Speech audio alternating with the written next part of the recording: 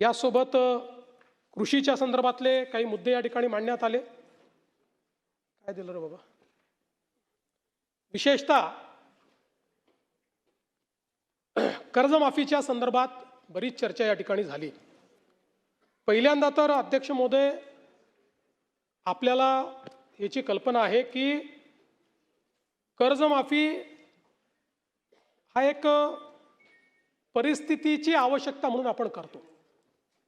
कुठल्याही कर्जमाफीने शेतकरी कधी श्रीमंत झाला नाही, तो होऊ शकत नाही। पण त्यावेळी शेतकऱ्याला क्रेडिटवर्दी बनवायचं, जेणेकरून त्याला सावकाराकडे जावं लागणार नाही, हे एक महत्त्वाचं उद्दिष्ट आपल्या कर्जमाफीचं असतं। आणि मी पुन्हा एकदा सांगतो की आम्ही विधानसभेच्या निवडणुकीच्या वेळी हा शब्द दिला होता, आम्ही कर्जमाफी करू। खरं म्हणजे आम्ही 2029 पर्यंत थांबू शकलो असतो, कारण सगळ्या निवडणुका जिंकलो आहेत आम्ही, कुठल्या निवडणुका बाकी नाही आहेत। पण आम्ही तसं केलं नाही। आम्ही ठरवलं की शेतकरी अडचणीत असेल तर त्याला कर्जमाफी दिली पाहिजे, आणि कर्जमाफीचा निर्णय आपल्या सरकारने केला। आता याच्यामध्ये आपण काय काय केलं तर कर्जमाफी असेल, एकवेळ समझोता असेल, प्रोत्साहनपर लाभ असेल। खरं म्हणजे एक गोष्ट मला अजून लक्षात आणून दिली पाहिजे की या कर्जमाफीच्या व्यतिरिक्त दरवर्षी हे सरकार आहे महायुतीचं 25,000 कोटी रुपये वीज माफीची देतं शेतकऱ्यांना। 25,000 कोटी रुपये दरवर्षी हे पैसे भरावे लागतात, हे माफ नाही होत, हे भरावे लागतात दरवर्षी। पहिल्या वर्षी 20,000 कोटी, 22,000 कोटी, 25,000 कोटी हे पैसे आपण भरतो। आणि एकूण जर आपण कृषी विभागाचा आजचा आउटले बघितला, सगळं मिळून वेगवेगळ्या योजना आणि देणाऱ्या सबसिडी, तर तो 95,000 कोटी रुपयाचा आहे। 95,000 कोटी रुपये। आणि हा कर्जमाफीचा निर्णय आपण घेतला। आपण राष्ट्रीयकृत बँका, व्यापारी बँका, खाजगी बँका, जिल्हा मध्यवर्ती सहकारी बँक सगळ्यांची बैठक घेतली आणि या ठिकाणी त्याच्या आधारावर सगळा डेटा घेतला, आणि त्यानंतर मिळालेल्या माहितीच्या आधारावर पुण्यश्लोक अहिल्यादेवी होळकर शेतकरी कर्जमुक्ती योजना आपण तयार केली। आता असं देखील म्हणण्यात आलं की 12-13 हजार कोटीचाच लाभ मिळेल आणि 36 लाख शेतकऱ्यांवर अन्याय होईल। हे विधान पूर्णपणे चुकीचं आहे, हे योग्य नाही आहे। खरं तर 56 लाख शेतकऱ्यांना 36,585 कोटीचा लाभ देणारी ऐतिहासिक अशा प्रकारची योजना आहे। आता मी आपल्या लक्षात आणून देतो, आपल्या काळामध्ये महात्मा ज्योतिराव फुले शेतकरी कर्जमुक्ती योजना तयार झाली होती। यामध्ये केवळ अल्पमुदत पीक कर्ज आणि पुनर्गठित कर्जासाठी 2 लाख रुपयापर्यंत ही योजना तयार केली होती। मात्र पुण्यश्लोक अहिल्यादेवी होळकर मध्ये आपण 2 लाखापेक्षा जास्तही ज्यांची थकबाकी आहे त्यांनाही 2 लाखापर्यंत देतोय। आपल्या योजनेत 2 लाखावर 1 रुपया जरी वर असेल तरी त्याला कर्जमाफी मिळालेली नाही। इथे 2 लाखाच्या वर असेल तरी त्याला आपण ती कर्जमाफी देणार आहोत। आणि आपण जर बघितलं तर महात्मा ज्योतिराव फुले शेतकरी कर्जमाफी योजना जी आहे याच्यामध्ये 32 लाख शेतकऱ्यांना त्या ठिकाणी लाभ मिळाला होता। त्यापैकी बहुतांश शेतकऱ्यांनी पुन्हा कर्ज भरलेलं आहे, काही शेतकऱ्यांनी भरलेलं नाही। आणि म्हणून आपण ज्यावेळेस कर्जमाफीच्या संदर्भात निर्णय करायला घेतला त्यावेळी आपण एक प्रवीण परदेशींची कमिटी तयार केली होती, आणि या कमिटीला आपण काही लॉंग टर्म, काही शॉर्ट टर्म अशा पद्धतीनं काही सूचना द्यायला सांगितल्या होत्या। त्यामध्ये सूचना देत असताना काही लॉंग टर्मच्या दिल्या, काही शॉर्ट टर्मच्या दिल्या, पण एक गोष्ट प्रकर्षाने त्यांनी मांडली। खरं म्हणजे बोलताना रोहितजींच्या ते लक्षात आलं नाही, ते असं म्हणाले की नैतिकतेवर शेतकऱ्यांच्या प्रश्न देणं, नैतिकतेवर नाही, त्यांनी त्या ठिकाणी जे मांडलं आहे, महाराष्ट्र एकमेव राज्य आहे की ज्या राज्यामध्ये 17 मध्ये कर्जमाफी, 20 मध्ये कर्जमाफी, 26 मध्ये कर्जमाफी, असं कुठेच झालं नाही. त्यांनी चिंताही मांडलेली आहे की बँकिंग सिस्टीमचं काय होईल. बँकेमध्ये कर्ज परत करण्याची जर म्हणजे असं एक शेतकरी प्रामाणिकच आहे, पण जर माहिती आहे की दरवर्षी सरकार करणारच आहे, तर मग वाट पाहतो माणूस, कशाला भरायचं बाबा कर्ज, खरंच करतायत का हे. आणि म्हणून त्यांनी इन्स्टन्सेस मांडले आहेत की कशा पद्धतीनं बँकांची परिस्थिती खराब होते. आणि म्हणून त्यांनी हे सांगितलं की काहीतरी डिस्टन्स ठेवा. ज्या लोकांनी कर्जमाफी मिळवली आत्ता नुकतीच किंवा मागच्या कर्जमाफी योजनेत, त्या लोकांना जर पुन्हा कर्जमाफी त्यातले जर काही झाले असतील तर त्या ठिकाणी तुम्ही एक विविक्षित रक्कम त्याकरता भरा. पहिल्यांदा तर त्यांनी सांगितलं की तुम्ही त्यांना त्यात घेऊच नका, नाहीतर बँकिंग सिस्टीम कोलॅप्स होईल. पण मग त्यांनी सांगितलं की विविक्षित रक्कम भरा, काही रक्कम त्यांना भरू द्या, म्हणजे मग या ठिकाणी बँकिंग सिस्टीम चालेल. आता मुश्रीफ साहेब या ठिकाणी आहेत.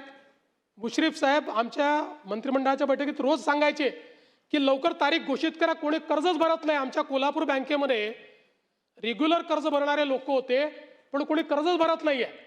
तारीख घोषित झाली, बरोबर भरले सगळ्यांनी, नंतरच्या लोकांनी कर्ज, आणि पुन्हा त्या बँकेची परिस्थिती. आज तुम्ही बघा, नागपूरची आमची बँक 90% नागपूरची बँक मागच्या घोटाळ्यात बुडली. आज शेतकऱ्यांच्या तुलनेत सगळ्यात कमी जर कर्ज कुठे मिळत असेल तर ते नागपुरात मिळतं, कारण बँक नाही आहे. जिथे जिथे बँका बुडल्या त्या त्या ठिकाणी ही परिस्थिती तयार झाली. आणि म्हणून आपल्याला शेतकऱ्याला तर कर्जमाफी द्यायचीच आहे, पण सोबत बँकिंग सिस्टीम करता काही शिस्त लावणं हे देखील गरजेचं आहे. म्हणून अशा पद्धतीची शिफारस ही त्यामध्ये आली. आता मी तुम्हाला पुन्हा सांगतो की आपण जर बघितलं तर पहिले आम्ही 17 मध्ये छत्रपती शिवाजी महाराज शेतकरी सन्मान योजना केली, ज्याच्यामध्ये जवळपास त्या ठिकाणी 44 लाख शेतकऱ्यांना आपण मदत केली. त्यात 24 लाख शेतकऱ्यांना कर्जमाफीची योजना होती. 4.27 लाख शेतकऱ्यांनी एक वेळ समझोता केला. 14,89,000 शेतकऱ्यांना आपण प्रोत्साहनपर पैसे दिले. आणि मग जेव्हा महात्मा ज्योतिराव फुले शेतकरी कर्जमुक्ती योजना आली, त्यावेळी रोहित पवारजी, आपली माहिती चुकीची आहे, 2017च्या योजनेमध्ये लाभ मिळालेल्या, म्हणजे छत्रपती शिवाजी महाराज योजनेत लाभ मिळालेल्या शेतकऱ्यांना 2019च्या कर्जमाफी योजनेतनं वगळण्यात आलं, देण्यात नाही आलं, हे वगळण्यात आलं. त्यामुळे या ठिकाणी 17ला लाभ मिळालेल्या शेतकऱ्यांना महात्मा ज्योतिराव फुले कर्जमुक्ती योजनेत लाभ मिळालेला नाही, त्यांना वगळलेला आहे. म्हणून आपल्याला मिळालेली माहिती वस्तुस्थिती दर्शक नाही आहे. एवढंच नाही, 2008 साली देशामध्ये कर्जमाफी झाली, त्यानंतर 9 मध्ये आपण आणली महाराष्ट्रामध्ये, 8 नंतर. आता 9 मध्ये देखील आपण ज्यावेळेस आणली त्यावेळेस 8च्या माफीमध्ये जे समाविष्ट होते त्यांना आपण वगळलं आणि इतरांना आपण 20,000पर्यंत त्या ठिकाणी मदत केली. मर्यादा जी होती ती 20,000ची मर्यादा होती. जवळपास 34 लाख शेतकऱ्यांना 4,000 कोटी रुपये आपण 2009 साली दिले होते. आणि म्हणून हे काही पहिल्यांदा झालेलं नाही आहे. या प्रत्येक वेळी लगतची जी कर्जमाफीची योजना आहे त्या कर्जमाफीच्या योजनेतल्या जे पात्र झाले आणि ज्यांना लाभ मिळाला त्यांना वगळण्यात आलेलं आहे. आणि आपण जर बघितलं तर याच्यामध्ये परतफेडीच्या संदर्भातही हे जे टाकण्यात आलं की 2026 आणि 27ला पैसे परत केले पाहिजे, याच्या मागचा उद्देश हाच होता की आपण ज्यांना प्रोत्साहन देतोय, प्रोत्साहन घेत असताना त्यांनी पुढे नीट कर्ज भरलं पाहिजे, या दृष्टीनं आपण या ठिकाणी अशा पद्धतीची योजना केली होती.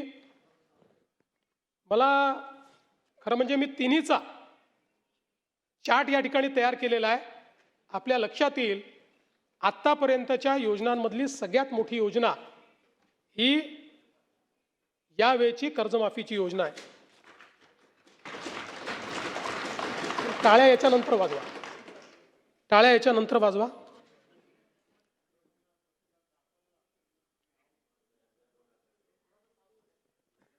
सातत्याने या संदर्भात अटी शर्ती आहेत तशी मागणी होत होती. आज जवळपास आमच्या रणधीर सावरकरांच्या नेतृत्वात महायुतीचे सर्व आमदार मला भेटले आणि त्यांनी सगळ्यांनी मागणी केली की ही 50,000ची अट तुम्ही काढून टाका. त्यावेळी त्यांनाही मी आकडेवारी दाखवली. मी त्यांना हे सांगितलं की अट काढल्याने आमच्यावर 3-4 हजार कोटीचा भुर्दंड येईल. फार येईल असं नाही, 4,000 कोटीचा येईल, 5,000 कोटीचा येईल.